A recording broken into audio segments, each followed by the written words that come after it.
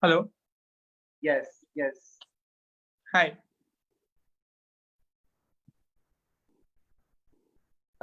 It's not in focus. Yeah, you have to just. Yeah, now it's fine. Yeah. Can you guys can you hear me clearly, or is there like some sort of an echo or anything like that? No. I think it's very clear. Okay, the clarity perfect. is fine. Yeah. Perfect.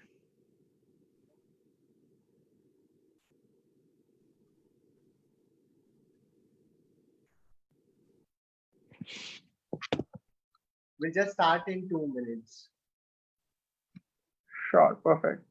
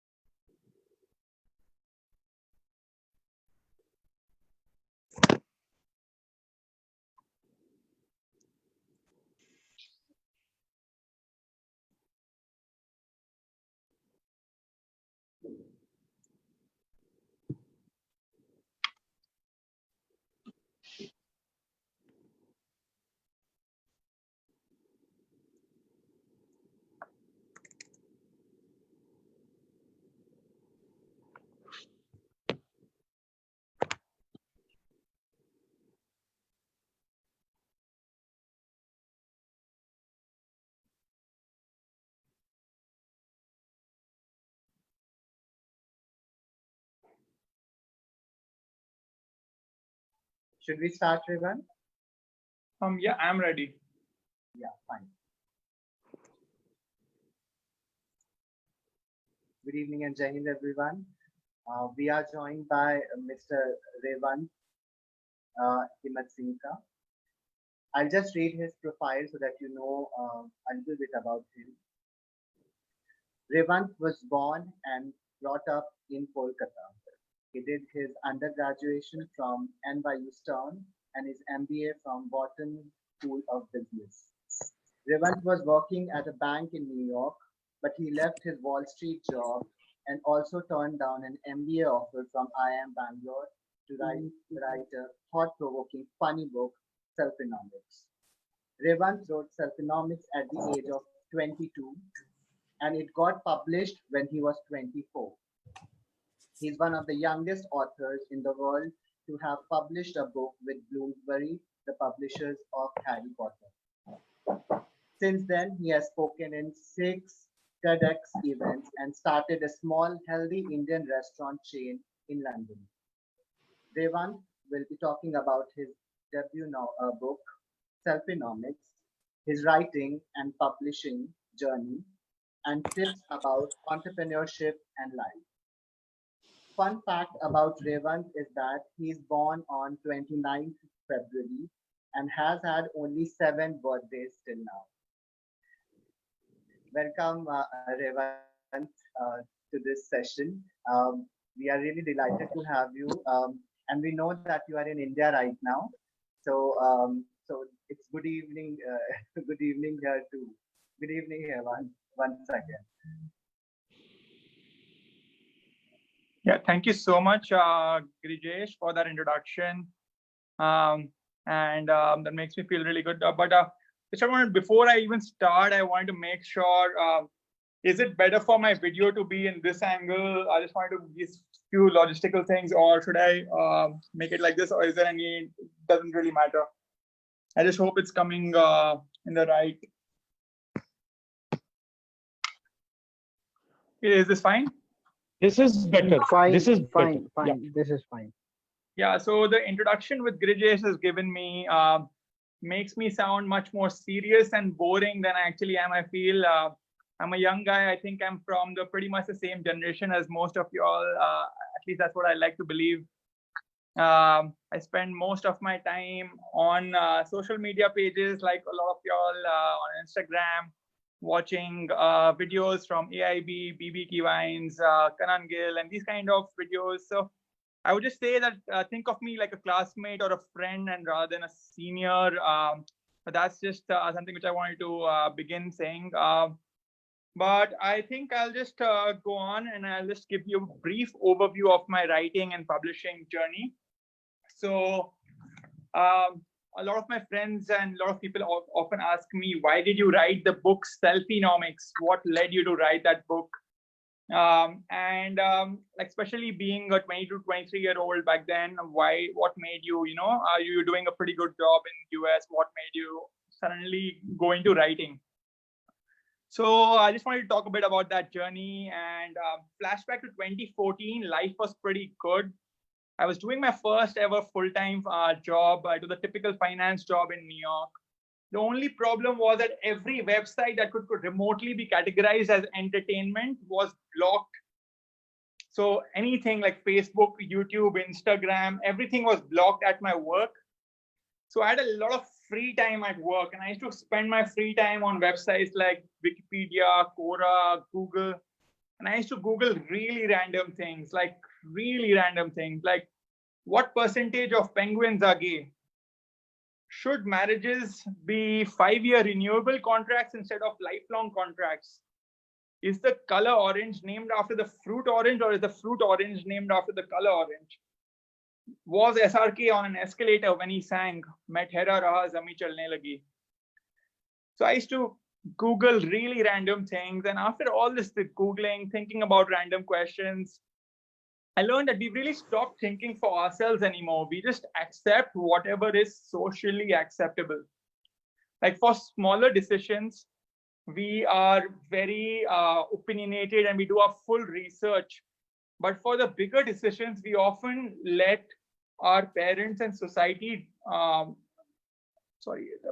video is, for the smaller decisions, we are very opinionated and do a full research. For example, if you want to decide which restaurant to go to, you may read reviews on Google or on Zomato or Yelp. If you want to decide which car to buy, you may test drive a few cars before buying a car. If you want to decide which phone to buy, you may look into reviews, or you may talk to your friends and all of that. But for the major decisions of our life, like for example, we take things at a face value and do what our parents and society ask us to do.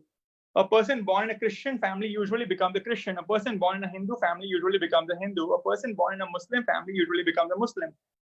How many ratings or reviews did you read before deciding Christianity or Islam or Hinduism is the best religion for you? A person born in a family that eats meat usually ends up eating meat. A person born in a vegetarian family usually ends up becoming a vegetarian. Like, how many reviews or ratings did you read before deciding which diet is the best for you? We spend so much time on deciding which phone is correct for us, which car is the right for car to buy, where to order food from, but not in these bigger decisions like religion, food, like a religion, diet, and all of that. And I personally call this the default mode syndrome, is that we always do what is the default. So a person born in a Hindu family would do the default religion. He will continue practicing Hinduism for the rest of his life and would never question it. Similarly for other religions as well. So I feel that even the smartest people in the world, the so-called smartest people in the world who go to IITs, Harvard, and all of that, the people who are supposed to be data-driven and evidence-oriented with their decisions, they often don't use evidence when it comes to their personal lives. In the careers, they may use data a lot, but in their personal lives, they don't use that. So I went to IIT to speak at an event, and I asked them, do you like Ranveer Singh or Ranbir Kapoor? And everyone gave me a response about their opinion. But when I asked them, why are you a vegetarian? They often did not have any response. They were just saying, oh, I'm a vegetarian because that's what I've been doing since my childhood. That's what I've been doing since what my parents taught me. And This is the problem. Like, you ask an animal lover, why do you love dogs but eat cows and pigs? People may not be able to give you a rational response. But the same people often have opinions about, like, do you want to sit in an aisle seat or a window seat? So these small things we think about, but the bigger things we often miss. And when we often say that our actions are based on logic and morals, but actually our actions are based on convenience and social acceptability. जो भी socially acceptable होता है वही हम लोग करते हैं. And this is when I decided that there's something wrong going on, and I wanted to try and express myself. So I decided to write a book about helping people uncondition themselves from biases. So I set myself targets of 500 words on the weekdays, 1,000 words on the weekend, and I would write during my commute to work in New York. And the problem was that I had no writing background. So I needed some sort of a motivation to continue writing. So I changed my Gmail password to I am an author, even though I was not an author back then. And every time I typed my password, I am an author, it motivated me to write and complete my book. And there was one time when I accidentally deleted 4 chapters of my book, and I was really irritated. And it's my first book and I deleted 4 chapters, but just that thought and action when I was typing my password, I am an author, it motivated me to complete the full book. And at first set my password as I hope to be an author, but Gmail said that my password is too weak. Anyway, I've changed my password since then, so please don't try and hack my account. So after doing all of that, setting my password, giving myself these kind of goals, I finally was able to write a book of 250 pages. And the problem was that I sent my book to 20 plus publishers, and all of them rejected me. And so I decided that, then I decided to Google how to publish a book. And all the links that came up were self-publishing links in which I would have to pay money to Amazon to publish my book. And my book would only be available on Amazon and not in the bookstores where I would actually want my book to be. So I decided to make a trip to the bookstores. I went to different bookstores in the US. And because as any author, my dream was for my book to be available on the bookstores and not just on Amazon. Like, I want to go to a bookstore in any airport or anywhere in India, and I want to be able to see my book there. So I decided to go to the bookstores, and over a course of 10 days, I picked out more than 100 books, which were similar to mine, self-help books, sort of like self-help books but written by debut authors. So over a course of 10 days, I picked out more than 100 books that were self-help books written by debut authors. And I did not read the books. I just turned the pages and I went to the acknowledgements page.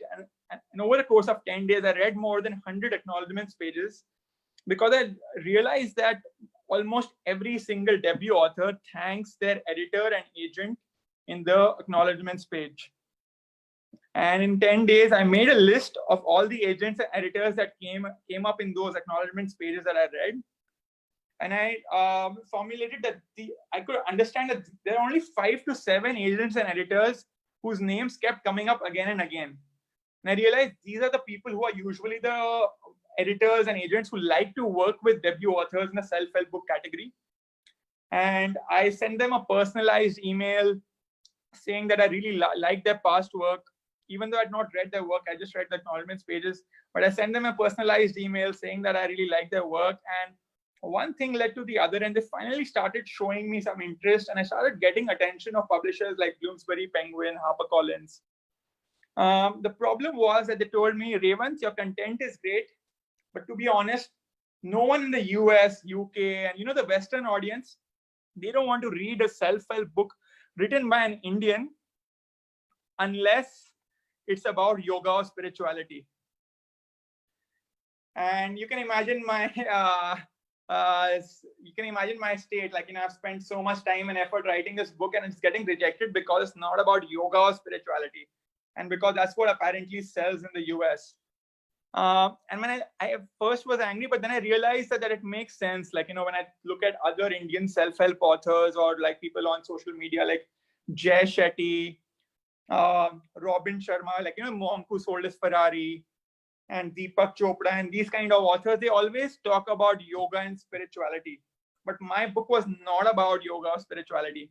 So I decided to Indianize my entire book, and I learned out there the importance of being flexible with your dreams, and I decided to Indianize my entire book.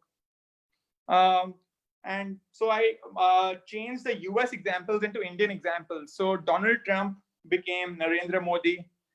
I changed Cristiano Ronaldo into Virat Kohli. I changed other Hollywood examples into Bollywood examples. But I let Priyanka Chopra remain Priyanka Chopra. Anyway, so I Indianized the entire book. And we Indians, we love to Desify everything. We love to Indianize everything. You go to Haldiram, you can find pizzas with bhujia on it. And I'm pretty sure if a Punjabi wrote Da Vinci Code, he would name it Vinci da Code. So we Indians, we love to Desify everything. And that's what I did. And I think it retrospectively ended up being much better. And I finally was able to sign a contract with Bloomsbury. And I decided to go all in. I don't want to go half-hearted. I want to go all in. I decided to quit my job in New York. I decided to come to India and promote my book in full-fledged way. Meanwhile, I'd also gotten into IIM Bangalore. I spent days and studying for the entrance exam for IIM Bangalore. And I told my parents and friends, I'm not going to go to IIM Bangalore. Instead, I'm going to focus on my book. I want to focus on promoting my book. And try and imagine and try and visualize my position back then, how ridiculous my idea seemed to my friends and relatives. My friends and relatives could never understand how anyone could be smart enough to get into IIM, but be stupid enough to not go. And they told me, Revant, the only people who reject IIM Bangalore are those who get into IIM Ahmedabad. But you did not get into IIM Ahmedabad. So why are you being so foolish? Why are you not going? And I tried to pacify them and told them, the most successful people in the world, Mark Zuckerberg, Steve Jobs, they're all dropouts. And I'm going one step further. I'm not even dropping out. I'm not even going in the first place. Just imagine how successful I'm going to be. And my mom was the only person who was supportive in my journey. And she told me, Beta, if you go to IIM, you will write books like the other IIM authors. And we all know the kind of books the other IIM authors write. So don't go to IIM. Anyway, so I did not go to IIM. I decided I was going to focus on my book. Bloomsbury helped me a lot in marketing my book. They helped me speak in schools, colleges, TEDx events. And we had very carefully chosen our release date on November 2016, winter months, because we wanted to capture the students who would get free from, in the winter months. And they paid literally every single bookstore in India so that my book would be in the front of the bookshelves, and it would be pretty amazing. And then when my book was about to release on November 8th, 2016, the Prime Minister of India suddenly announced something called demonetization. So I think I have a knack for choosing the worst possible dates in the world. I was born on 29th February. And my book was released on 8th November 2016. So I think I have the knack for choosing the worst possible dates. And at least before coronavirus, that was the worst possible date. Maybe now there is an even worse possible date to launch your book. And at that point, I remember the next day, people did not have money to buy medicines often during the demonetization period. The last thing they were going to think about was to buy a new book written by a debut author who they have not even heard of. So when I went to the bookshelves, when I went to the bookstores, in the first month, my book was like this. Right in the front of the bookshelves, it was like this. In the second month, it became like this in the bookshelves. You could just see this part of it. Suddenly, they didn't start keeping it like this. They started keeping it like this. In the third month, my book was somewhere here in the bookshelf, somewhere in the side corner. In the fourth month, my book wasn't even there. And my books did well in in other countries, in UK, in Pakistan, in Sri Lanka, in Nepal, and other neighboring South Asian countries. But in India, which was the core market, it got completely wiped off, and I did not know what to do.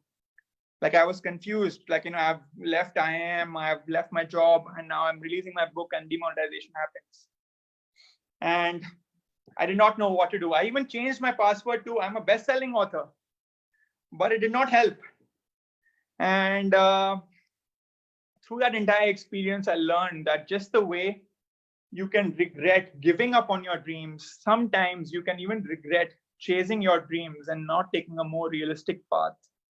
Passion is always glorified by movies, by media, and they always showcase that as long as someone follows their passion, they will be happy and they'll find success. But I learned the hard way that it's not always true. And today, I just want to talk about the two main lessons quickly. And I want to start off with some question answers. But the one lesson which I've learned is a phrase which I have kept very closely with myself, is a phrase called progress before perfection. I'm going to repeat it again: progress before perfection. And there are very often we always try to keep waiting for the perfect moment, and we don't make any progress in that way.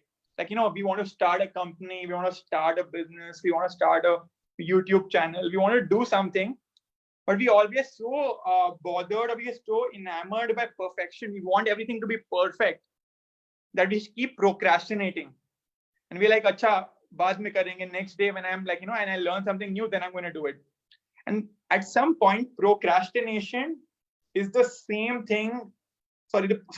At some point, planning, like, we keep planning and planning and planning that, okay, I'll first plan out and then I'm going to start. I'm going to first plan and then I'm going to write a book. And at some point, planning becomes the same thing as procrastination. So my advice is, don't plan excessively. Don't use planning as an excuse. I've seen most people have started using planning as an excuse to not begin. Just begin. That's one thing which I want to say. And the second thing I wanted to ask all of you is, when was the last time you changed your mind about something that you were passionate about? When was the last time you changed your mind about something that you were passionate about? Try and reflect back 5 years ago, 2015. What diet were you following? Were you a vegetarian or a non-vegetarian or a vegan? What were you? Chances are that whatever diet you were following in 2015, you were following the same diet today. Try and reflect back in 2015. What religion were you following? Were you a Hindu or a Muslim or a Christian, or whichever religion were you following? Chances are in 2020 also you're following the same religion. And that, I feel, same thing with political parties, sports teams. Someone who follows Manchester United in 2015 is probably still supporting Manchester United. And there is a line by Muhammad Ali which I want to say is, the man who views the world at 50, the man who views the world at the age of 50 the same way as he did at the age of 20 has wasted 30 years of his life. Don't waste the next 30 years. Start thinking for yourselves. Don't get like, I think too many of us, we get stuck. Once we start following one particular religion, we'll do it for the rest of our lives. We don't question it anymore. Once we start following a diet, we'll do it for the rest of our lives. Once we start understanding that, okay, once we are about 25, 26 years old, we have to get married. That's like, in our Indian mind, we have like, once we are 25, 27 years old, we have to get married. So I would say that just because you've been doing something in 2015 or 2010 doesn't mean you should have to do it for the rest of your life. Question: what diet is scientific? What diet makes scientific sense? What religion makes scientific sense? People nowadays talk about internships. Have you ever thought of doing a religious internship where you're doing a 3-month internship at a different religion, where you may be going into Buddhism, and for 3 months you're going to practice that religion and completely learn about some new religion? So I would just say, try to push yourself. And just because you've been doing something for a long time doesn't mean you should do it again and again. Anyway, I'm going to just stop here. I want to keep the rest of the session interactive. I know I've spoken a lot so far, and now I want to open it up for questions. And anyone has any question, Girijesh or anyone, and I would love to answer anything. Yeah, Revant, you answered one of the questions, which was that why did you not choose IIM Bangalore when it was such a prestigious university, and also about your journey. That how did you publish your book? But then there's one thing which I wanted to know, and I think all the kids would like to know, is that you were born in Kolkata, and after that you went to NYU. Yeah. You were born in Kolkata and then went on to NYU. And did you always set a goal for yourself in your life, like from like really early? You are just 28 right now. So you when you know when you started or when you were in Kolkata, did you dream about it? Did you always set goals for yourself? Like how the kids should go about it? I would personally think is one is, as I had mentioned, it's very important to be flexible with your dreams. Like, okay, I understand that sometimes when you have a strong burning desire to do something, you should try and follow it. But so I always say that you should have a long-term vision and then short-term vision. Sorry, long-term vision and short-term missions. So while you may have some long-term goal, you should try and break it down into smaller parts and try to hold yourself accountable to it. So in my particular case, it was that I wanted to try and make sure that I am writing 500 words every single day. And there are so many people, Girijesh, that who've come to me and will say that they want to become writers, they want to become authors, but they just don't want to write. They want to become authors, but they just say, yeah, I have an idea, I have this, but they never ever come up to me, okay, this is the entire book I've written, and now can you help me publish this? It's always that I want to write, and people don't have that sort of a discipline that, okay. So I would just say that don't be so fixated on the end result. Try to focus on the process and try to be disciplined that every day you're taking out half an hour to write, or whatever your passion or goal may be, just every day take out time and do it. The other question is that where the idea of self-phenomics come from? Like, where did it germinate from? Yeah. And Grijesh, sorry, this is my question also. Why self-phenomics? Is there any reason to keep a self-phenomics? Sure. So I'll just read out the back cover. There's just 2 lines. So first of all, the word selfie did not exist till about 7-8 years ago. And when I was writing my book, only 2-3 years ago, before that, the word selfie barely existed. And it's a pretty new word. And the word selfienomics did not exist until I just randomly made it up. But the original version of a selfie is taking a photo of yourself rather than having someone else take it for you. You try out various filters and select the one that makes you look your best. Like, you take a selfie, you apply different filters on Instagram or whichever app you're using. But the selfienomics version of the selfie is reflecting on different aspects of your life and taking the initiative to improve so that you can be the best version of yourself. And that's like something which I feel like everyone should try to be the best version of themselves. It's not about trying to compare and compete against someone else. It's just competing and seeing what are you capable of and just trying to reach that potential. And that's how I think the word selfienomics came up. And my book is filled with like hashtags and memes and those kind of things. So I just thought it would relate to a younger audience. One more question which I had was that what were you like when you were a child? Like exactly what kind of student you were? How was I like when I was a child? I'll answer first. That is just that I was super curious, and like the way I've been saying that I should try and question things. So even back then, I used to always try to question, like, okay, so if my parents tell me you should do this prayer, and I would ask them why, like, what is the benefit? Why should I do it? Or if my parents, like I'm from a hardcore vegetarian family, so my parents tell me, oh, you should not be eating animals because it is wrong. Then if they are wearing leather products or if they're wearing leather shoes, I would ask them, oh, why are you wearing leather shoes? Even that is coming from an animal. So I would, just a very curious person, would always try to question, why is this happening? Why is this happening? And that was how I was as a student. I was pretty regular, I would say, just like everyone else, not like any exceptional student or anything like that. And that is something. And there's, I think, why you asked me that, I want to just bring up something else. Is that one mistake I made as a student was that I was too I feel in India, and especially in Calcutta, there is a very community-oriented mindset where people usually stick around with the same community. So I am coming from Calcutta, from a Marwadi background, and in Calcutta there are usually a lot of Bengalis or Marwadis. So a lot of my friends were Marwadis. Because I was a Marwadi, most of my friends are Marwadis, but there was a lot of Bengalis otherwise. And there was such a big divide. And that is one thing which I just wanted to tell all the students. I know in a hostel it's a different case, and it's more, people are more united and more friendly with each other. But I think one of the saddest parts about what I see is that, we really boast that India is a diverse country. We have thousands of languages, so many religions, we're the birthplace of multiple religions, and so all of that. But we often get stuck in our own friends group. We often get stuck in our own communities, and we often make friends with our same community. So suppose someone is 18 years old, most of their friends are also 18 years old or 17 or 19 years old, like somewhere in that age group.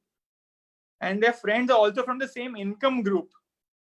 So their parents of their friends will probably be making similar amount of money. And that is a very sad part. Like in our houses, we often have helps, like jo hum log ka kaam mein help karte hain, but we don't know anything about them. Like, ask them how many siblings do they have. Do you even know, like, someone is working in your house, how many brothers and sisters do they have? And I don't want to digress too much, but the point which I'm trying to make is we should try and be friends with people from different income groups, whether it's lower or higher, or from different religions. And I feel in too many schools, I've spoken in so many schools and colleges, I always see there are groups and pockets where there are all the Gujarati students all together, all the Hindu students together, all the Muslim students together in one group. There is too many groupisms. And I have studied in the US, and when people say, oh, I studied in an Ivy League school, and, people are really impressed by all that. And one of the reasons why people go to an Ivy League school is because of exposure. That's the word they use, is exposure. And people spend 1 to 2 crores to go to an Ivy League school for exposure. But no one ever tries to find exposure in India.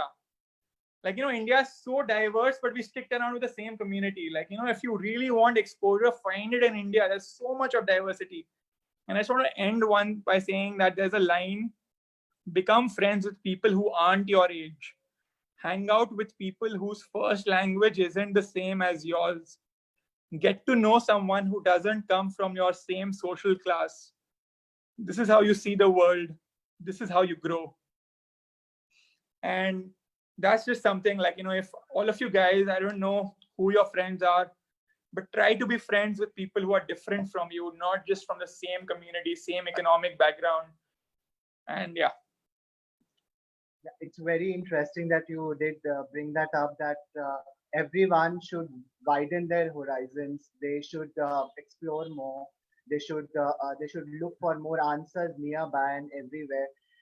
So while you are talking about that, there's one thing which comes into my mind is that I've been like, while reading your profile, I saw that you started very young. Like you never thought that age is a limitation in terms of like 22 being the age of your publishing the book, and before that, of course, going to the NYU, and after that the TEDx talks. So nothing in terms of age could define. Your voice is suddenly cutting. I heard most of what you're saying. Hello?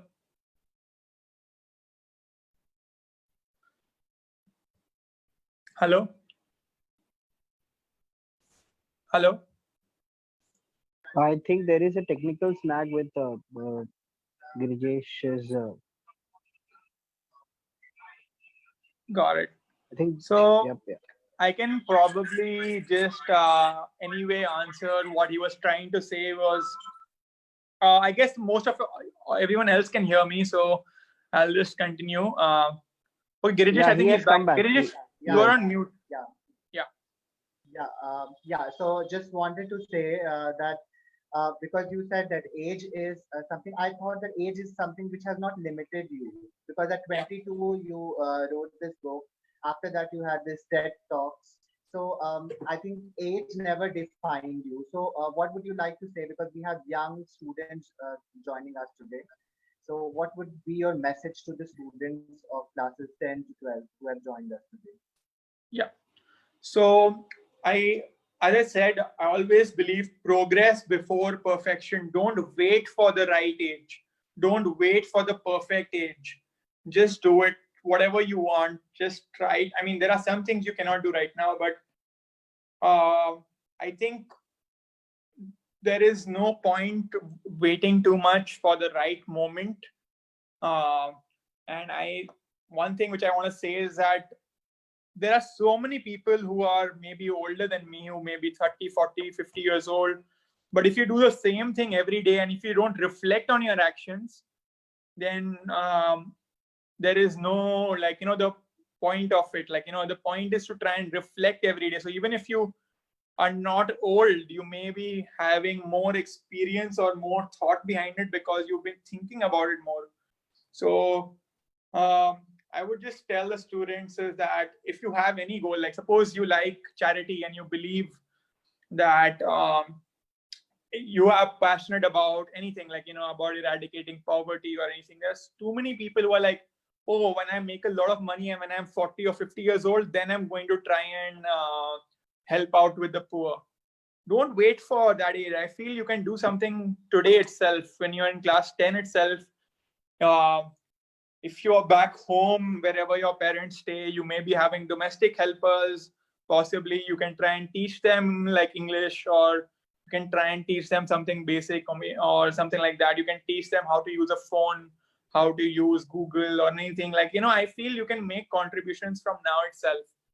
So that is what is there about age, is that I just feel like people often even use age as an excuse to not begin. And I don't think the right moment will ever come. And I've seen we keep waiting. We spend our entire life waiting. We're like, okay, we are waiting for coronavirus to get over. We are waiting for our college to get over, or waiting for our school. And we don't even allow ourselves to be happy. We're like, okay, when this will happen, then we will be happy. When I get my first job, then I will be happy. And then the happiness also keeps waiting. So I just feel you should stop waiting, start doing. Yeah, we have some students here who would like to ask questions. Sure. So I would request now students who would like to volunteer first, if they can raise their hand, we can unmute them.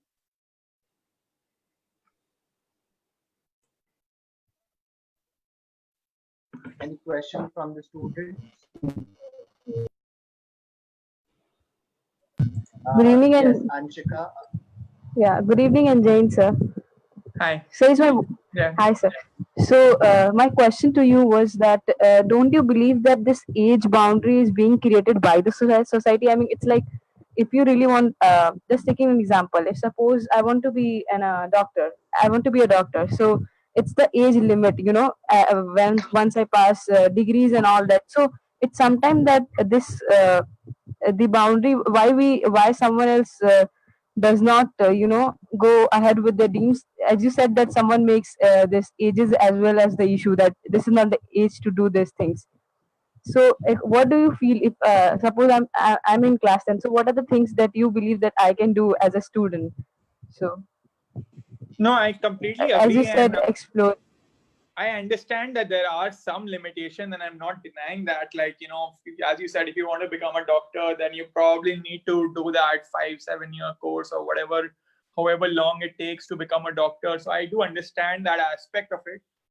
But at the same time, even today, maybe you could possibly volunteer at a vet organization, possibly where you can help out with animals, or like, whatever in your own form you could possibly help, if do something. So for example, at your age, you could possibly make a YouTube channel, and there are some people who do that. You can possibly start writing, you can possibly start learning new skills on YouTube or anything like that. I feel like there are opportunities to do that. Of course, I understand that there are certain things you need to do. You need to go to school and give your exam, do whatever else. But I feel not everything has to wait necessarily. There are some people who are like 15, 16 years old who have done incredibly well from that age itself.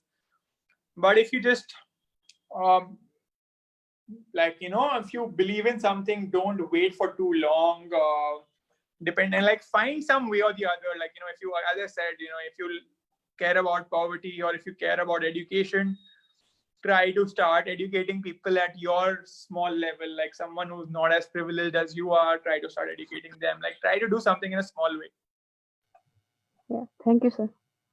Yeah, what I think what Revant will strongly agree is that if you want to become a doctor, I think read more about science, so that you add more knowledge, and when there's the right time, you are able to crack those exams, or whatever. If you are really interested, read about it more.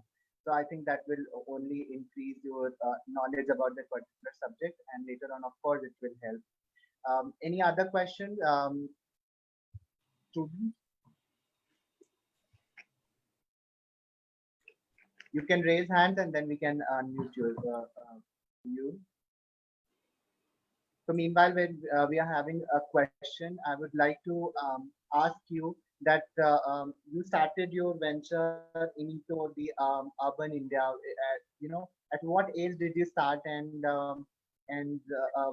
how did you go about it, about your entrepreneurial journey?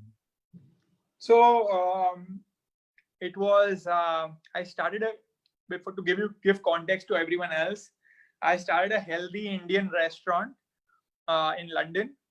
It was and I was in New York before that, and I felt like every time I asked, and I was working in New York that time, and whenever I asked my friends or colleagues at work, the office people, let's get Indian food for lunch.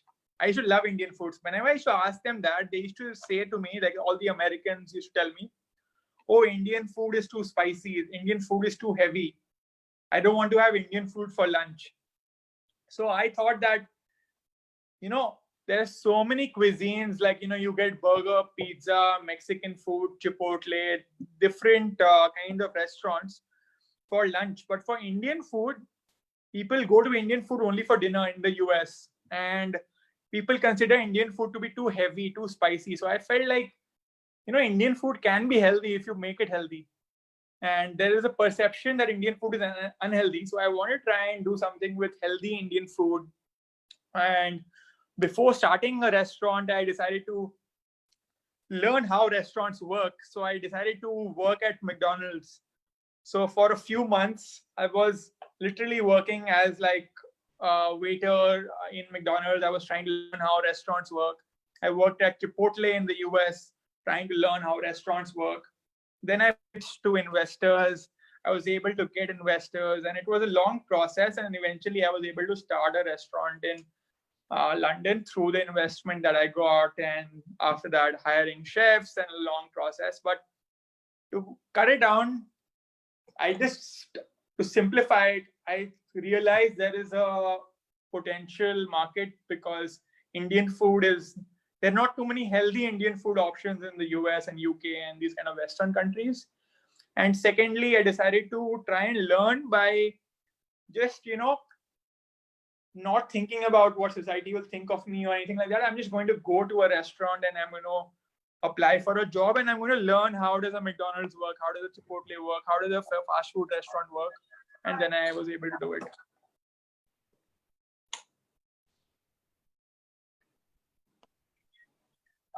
We have some really quick, rapid fire kind of questions for you. Okay. So we'll ask that question and then we'll continue. But then I just wanted to put this in between. So very quickly you have to answer. I'm a bit nervous, but okay. You Will I can't get take some, time. like, is there any hamper there? Like, like there's a coffee with currant hamper. I hope there's some hamper there for me. I'm joking. We'll have an applause. We'll have an applause on internet. This reaction on Zoom, where we can have an applause for you. So a digital applause or something. Okay, that's good enough for me. And our good wishes.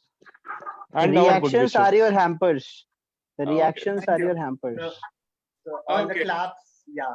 So all the digital claps will be your hamper. Okay. So very quickly, you can't take much time, Revant. That is there. So the first question is, how many language can you speak? 3. Name them quickly. English, Hindi, Bengali. Bengali is weak though. How many of them can you write? 3, but 2 well. Bengali not well at all. Your favorite holiday destination? Australia, I've been there once, but I really liked it. Why? It was the Too first much. time I went outside India. So it was just pretty fascinating for me to see how it is a different world altogether. And I love cricket. I love cricket and all of that also. So, it was fascinating for me to go to a Western country and see how, a country like that also is obsessed with cricket, and you meet someone on the streets and talk about cricket. It was pretty fun. So a personality which inspires you. Personality which inspires you. I like Virat Kohli's passion on field. Okay. What is your next project? Immediate next project? I'm currently writing a second book. Okay. That's a revelation then. Yeah. What is multitasking for you? So I'll say what I'm doing now. So I've bought a stationary bike at home, like exercise bike. I'll just show you all actually. Can you all see it? Yes. So I've made a goal that I can watch Netflix and TV only when I'm biking. So as a result, the amount I'm biking has increased and the amount of TV I've been watching has decreased. So it has been pretty good. So that is how I'm That's multitasking. smart. But outside of that, I don't really multitask much. I try to focus on one thing. That's really smart. A person who intimidates you. I think you are intimidating me right now with your questions, but maybe my mom, because there's too many expectations. And like most other people, I guess, like while our mom gives us a lot of support, but they also have sometimes too much expectation and they always expect the best out of us, which is a bit intimidating. How did you score a 99 percentile in Gmat? Yeah, that was a lot of luck, but a little bit of hard work. Just studied a bit. And every time I made a mistake, instead of just doing too many exams, I should try to see why I was making that mistake. So too many people were just giving exams one after, practice exams one after the other. So instead of just giving too many exams, I would just give a few exams and I would spend more time reviewing how I did in the exam. Why I did this question wrong and what could have I done differently and all of that. So I think that helped me. That was not quick, Revant, but good. The next question is the best moment of your life till now. When I went to a bookstore in Bangalore and I saw my book in the front of the bookshelf, it was pretty amazing. It was the first time I saw my book in a bookstore, so it was pretty inspiring.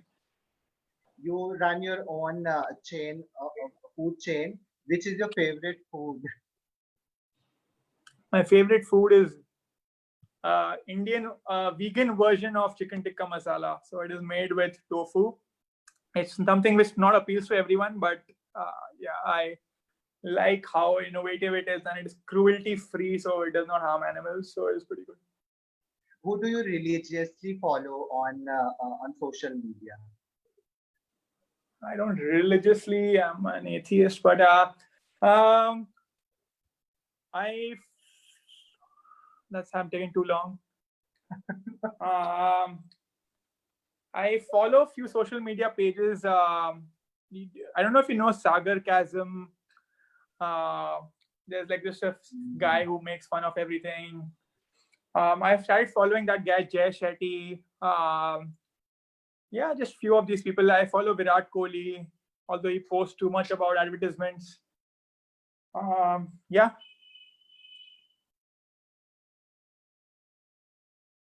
Again, I think you're hung again.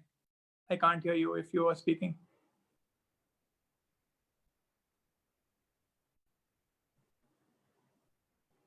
Okay, Girijesh is hung. But meanwhile, I'll think while he's hung, I'll just interrupt and I'll just say something so that there's not an awkward silence here.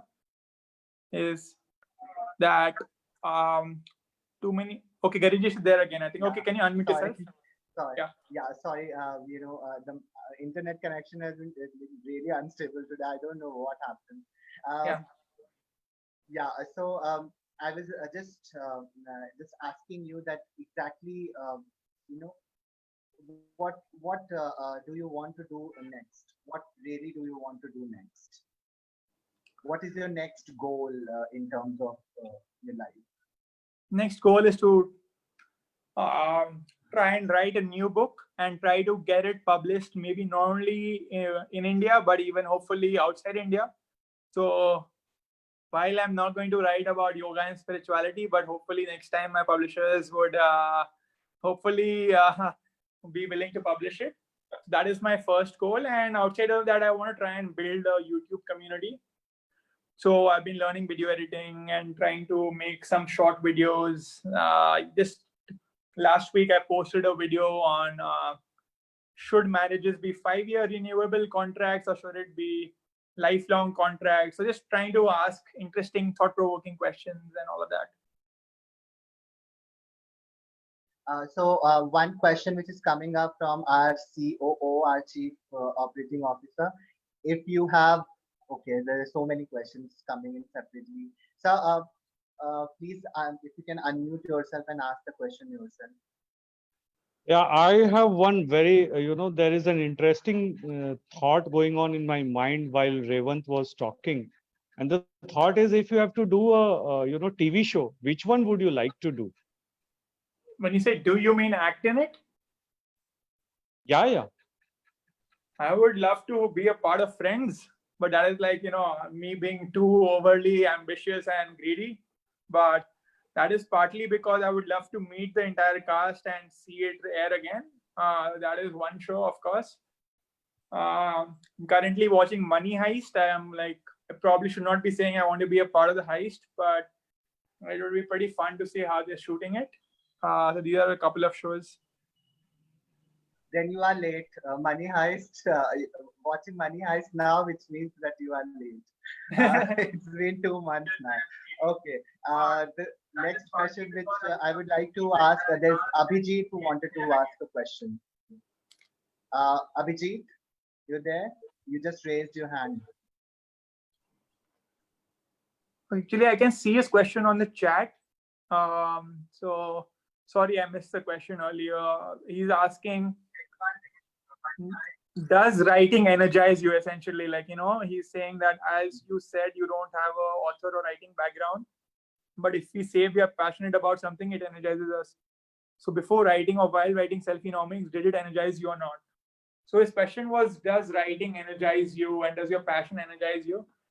So I do want to say it's a very good question, and I feel you should try to enjoy the process.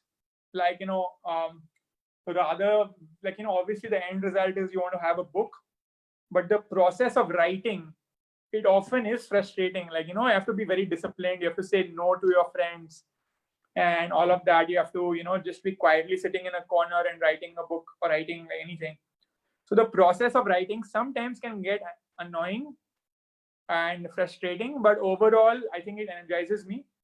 And there's a term called second degree happiness. I don't know if you've ever heard of it or not. It's called second degree happiness, in which while you're doing something, it is annoying. But after you think about it, like, the next day when you think about it, you really like it. And that is what is writing for me. Like, while I'm writing, I may possibly not enjoy it, but the next day I feel happy that, okay, yesterday I spent my time writing. And the same thing with working out as well. Like, you don't like to go to the gym because it's like, it's like tiring and it's annoying. But next time when you think about like, oh, I went to the gym, you like it. So it's like second degree happiness. It's when you're not happy in the moment, but you're happy when you reflect on it. So that is how I look at it. I think I can see some other. There's one question from one of our teachers. Is there any plan to write a book on food? You have already experience of restaurants. So, ma'am, actually, or like, sir, I'm not sure who wrote the question, but I actually have a chapter in my book on health and food. And it actually, it has a lot about nutrition labels. So, like, when we go to a grocery store, we often don't know what these kind of terms like organic, sugar-free, everything is sugar-free nowadays, everything is organic, everything is fresh, and also we don't know how to buy. Like, we just look at marketing gimmicks. So I've tried to explain how nutrition labels work. I feel like, even healthy people, like, people who are conscious of their food choices, they often don't know what these things mean. Like, it's so complicated. If you look at a nutrition label, they have like so many things mentioned. So I've tried to have a chapter on my book on food about how you can eat and possibly make healthier choices, not only when you're eating, but when you're purchasing food at a grocery store. So I do have a section on that, but I don't think I am going to write a full book on food, if that was the, yeah. Yeah. So I think the second last question. I want to ask one question. Yeah. Yes. Girijesh. Abhinav, please go for it. Yep. Hi, Himat, which I was listening to you. I just wanted to know that you have seen the different tussles between your career. You have been to office also. Then you started your own venture. Then you have in the book in writing books also. What sort of tussle between your family's approval or rejection to your things, or your tussle with your family for approvals and rejection, what you want to do? Like us 90% or 100% support wala thing, or there were rejections on certain decisions which you made in your life, and people have counseled you in that way? Yeah. First of all, I want to say that while I was writing my book, I did not tell anyone. Not only I did not tell my family, I did not tell my parents, I did not tell my friends, because I thought it would be weird. Like, someone who has no writing background, and like, it's not that in my past I've done some really good, like, in my English language exam, I've not done well. Like, I have no background. So I thought if I would tell my friends or my parents, they would make fun of me. Like, how are you writing a book? Who are you to write a book? So I did not tell anyone. Only after I wrote the full book did I tell them. So that was that. And I already spoke a bit about my IIM rejection part, that when I decided not to go to IIM, like how my friends and relatives mocked me, like saying all of that. And, it is difficult to, when you spend the 6 months trying to study for the exam, and then you get good marks in the exam, and then you say, okay, I won't go for the exam. I won't actually go.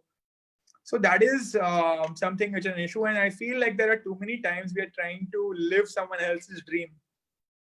And I am very focused that I don't want to live someone else's dream. And I feel every Indian, it is a very important skill to learn how to say no to your parents. And I'd hope maybe some teachers may get angry with me for saying this. and maybe the principal or whoever else is listening here may get angry, but I think this is a skill which every Indian child should learn at some point, is to say no to your parents' expectations. If it is, they obviously want the good out of you, and I'm not saying every time you should say no, but sometimes there may be certain things that you don't have to blindly follow what they're doing, or blindly follow what they're advising. They may possibly be wrong. They sometimes are correct. I don't want to completely say that, but so that is, again, I think I learned how to say no to my family expectations, which is why, yeah, that was pretty much my answer to your question, Abhinav. There's one question which has come to me privately, is that why is your Instagram post has thing this written like life is a nutshell? Why have you written life is a nutshell in your Instagram post? No, that was just a joke. That was just there's a nutshell made on that, so I just put a life inside the nutshell. I don't know if you can show the picture. That was just a joke. I think Ananya did a serious research on your Instagram post, and she got this life is a nutshell. I don't know if anyone can see this, so it is literally just a joke. I just put life and. Okay, we got it. Ananya, that's a joke. Yeah. Okay, there's another question from Rishabh Singh of class 12. He wants to ask that if you write book on politics, which politician you will write and why? On which politician you will write and why? There is no one politician who I follow extremely. Like I used to at some point was you should follow Arvind Kejriwal, but now I am pretty neutral, I would say. Very, very neutral, and I am very actively make a choice that on social media also I try to follow every different party. So I will follow pages from different parties, and there are some comedians and all, they just make fun of one person. Like for example, Kunal Kamra, I don't know, he's pretty famous. He makes fun of only Narendra Modi. Now the problem is if you only follow certain people who are following one side, then you're going to get blinded and you will just so I personally don't try to follow only from one scenario. I want to try to get the full story, so I try to follow people from different sides so that I get a more complete picture.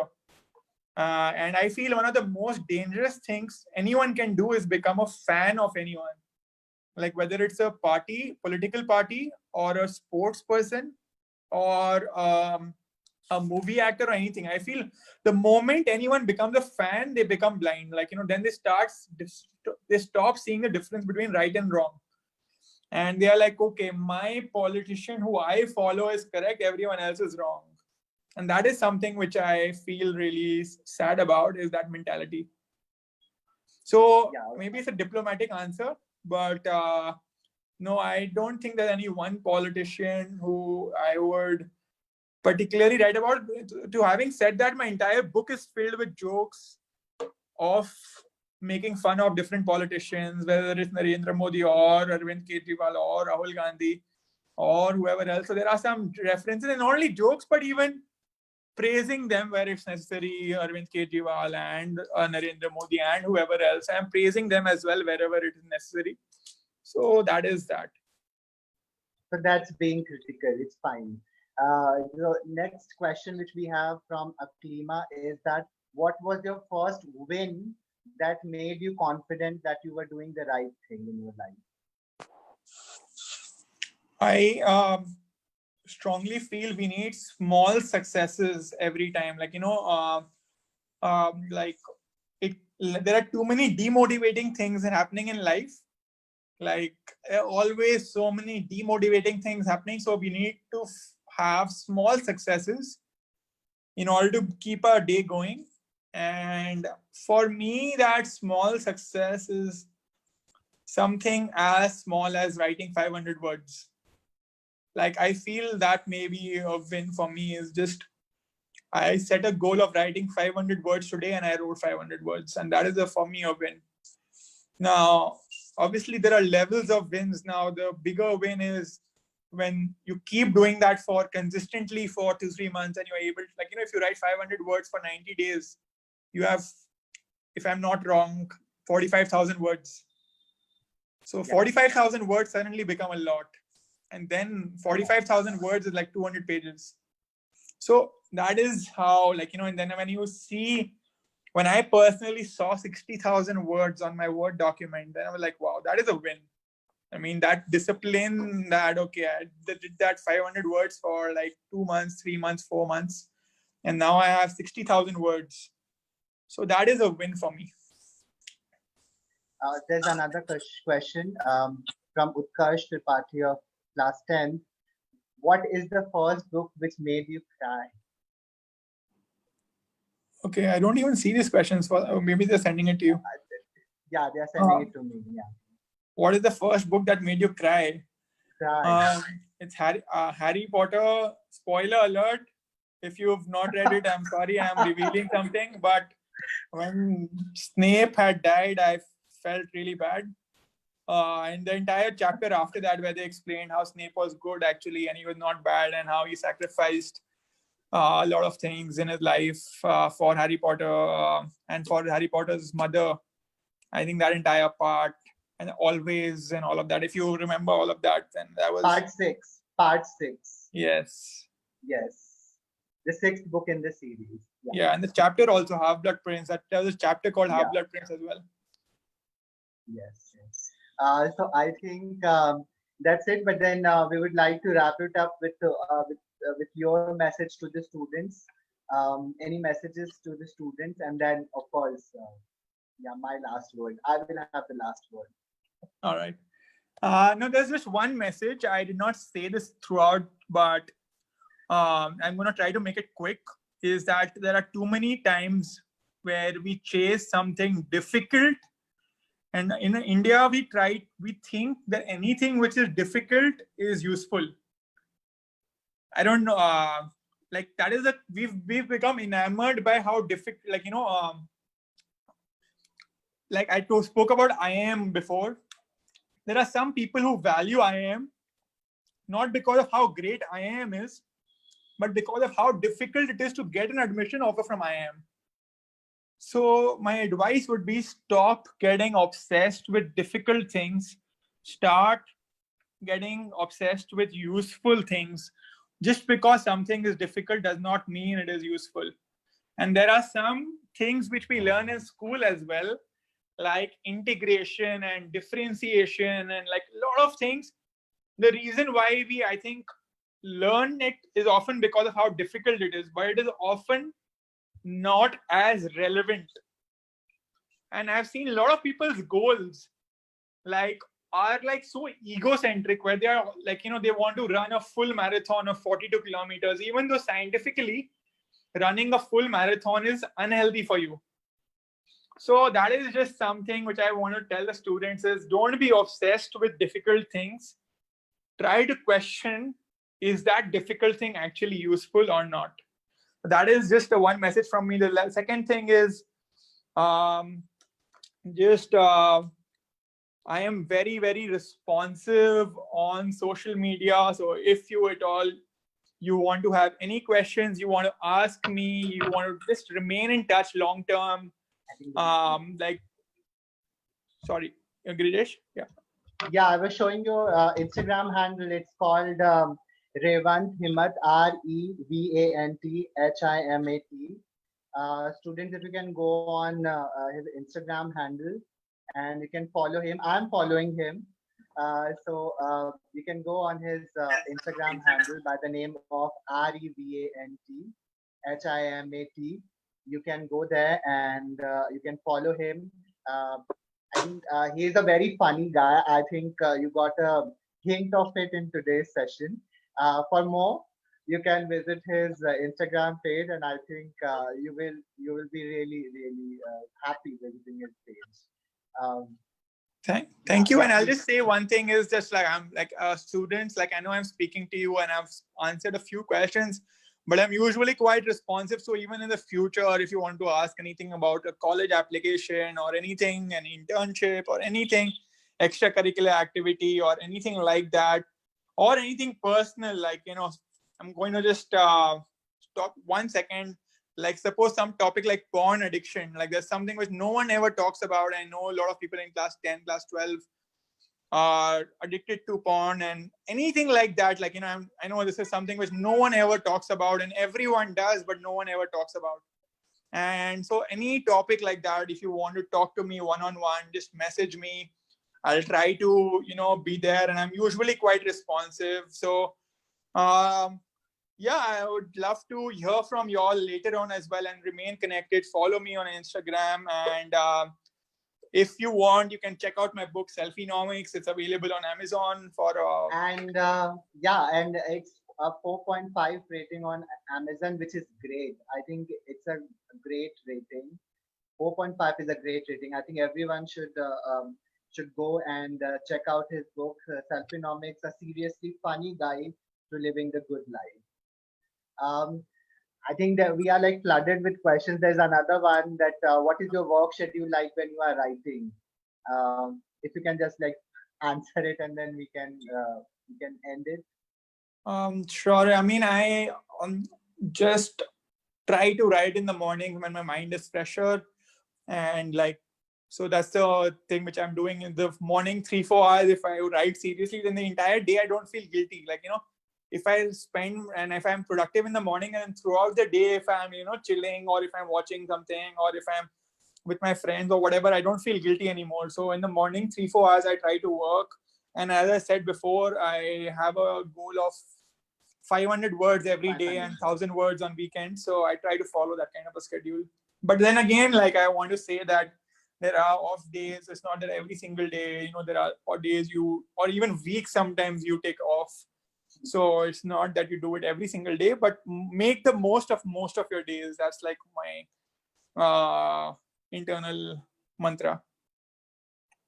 Thank you so much, Hemant, for joining us.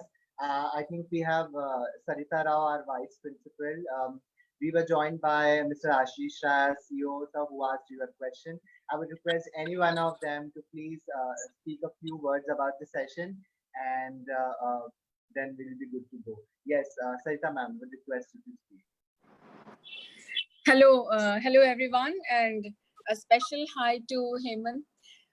Hello, am I audible? Yes, I can hear you. Revant, as you were talking about your experiences and your connection with Kolkata, I just, struck a chord with you because I have my time at Kolkata. And wow. I stay at Kolkata. If people know me, I'm by heart a Bengali. That is how I call. And now, nuggets of your conversation really, tickled me. And I could see that typical, that adda and that evolution of thought and reflection and talking about the conflicts so easily. I'm sure your book also gives those humorous relief of Kolkata life. And right now, also as you were talking, on the serious note, writing a book, literature, and the skill for writing something sensible really needs a lot of discipline, which you have reflected very well. I'm sure all the students listening to you will have understood that words, if they are handled properly, the effect is very dynamic and very lasting.